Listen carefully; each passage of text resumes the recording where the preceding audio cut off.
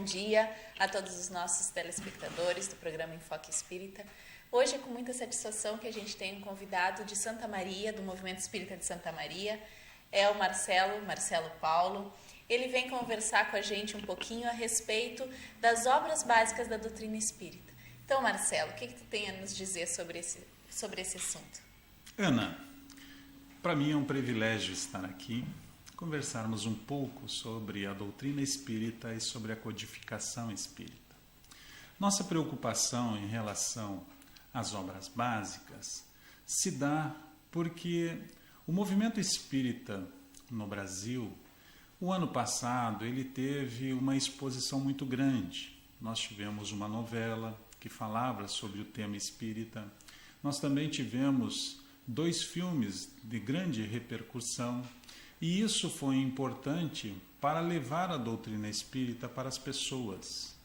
Porém, criou uma necessidade e uma preocupação para que nós pudéssemos deixar estas pessoas que estavam adentrando ao movimento as melhores informações e o sentido real da doutrina espírita, aquela que foi codificada por Kardec.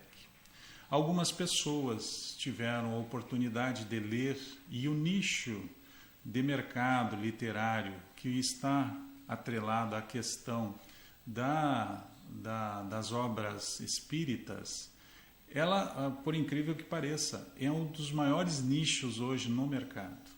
E houve uma questão muito interessante. Algumas pessoas aproveitaram para começar a escrever livros espiritualistas, livros com algum desvio doutrinário, e chamou muita atenção ao movimento espírita esta questão. Isto foi um enfoque do congresso que ocorreu em Brasília, a preocupação da Federação Espírita Brasileira de colocarmos a importância de estudarmos as obras básicas. Por quê? Porque havia ali uma questão importante que algumas pessoas, ao ver o filme Nosso Lar, ao ver o filme A Biografia do Chico Xavier, ao ver a novela que estava ocorrendo em rede nacional, pegava um livro, um romance espiritualista e já se assumia como espírita. Para nós, muito importante é que as pessoas percebam que há vida após a morte. Para nós, é muito importante que a pessoa perceba quem ela é, para onde ela vai e quem ela foi. Isso é o sentido da doutrina espírita. Mas a nossa preocupação de dar a segurança para esta pessoa em relação às suas respostas fundamentalmente passa pela codificação kardeciana. Por quê? Porque tem que ter a sustentação do que é o Espiritismo. Kardec mostra em toda a questão da codificação a base sólida. E esta preocupação o movimento espírita tem a necessidade de passar àquele que está chegando.